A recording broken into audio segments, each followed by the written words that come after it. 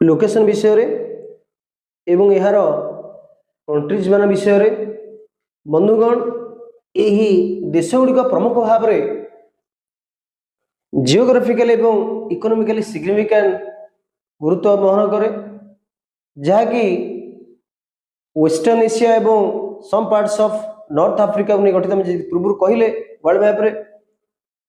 एवं ता सहित किपरि भाव एक ब्रिज भाव कार्य करे कनेक्टिव ब्रिज भाव कार्य करे एशिया आफ्रिका यूरोप महादेश भितर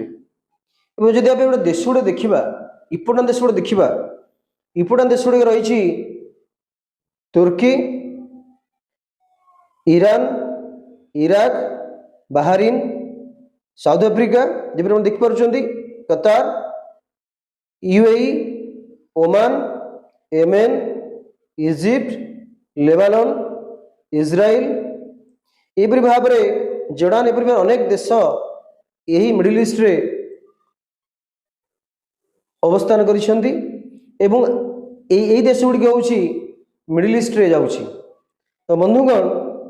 जियोग्राफिकल लोकेशन चलना परे चलते में जानिबा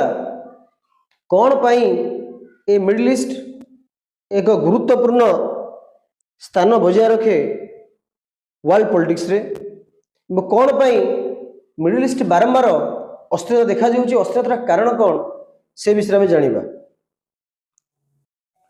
बंधुगण यार नेचुरल रिजर्व सहित मैरीटाइम सी रूट पाई मध्य यह एक गुरुत्वपूर्ण स्थान गणा जाए प्रमुख 3 गोटी choke point maritime choke point एठारे रही जहाँकि समग्र विश्व पर यार गुरुत्वपूर्ण करे से 3टी चोक पॉइंट हूँ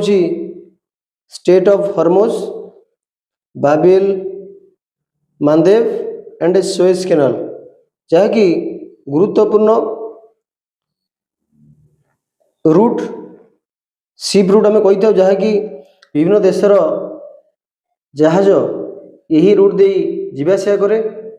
सेथिपाई यह आंतर्जातिक क्षेत्र में मध्य सी रूट पे मध्य विशेषकर चोकपॉइंट मध्य गुरुत्वपूर्ण भूमिका नहीं थाए जपरि आम पूर्व आलोचना कले किपरि भाव में ईरान तार जो चोक पॉइंट रही जहाँ ना हूँ स्टेट ऑफ हॉर्मुज जे कि महत्वपूर्ण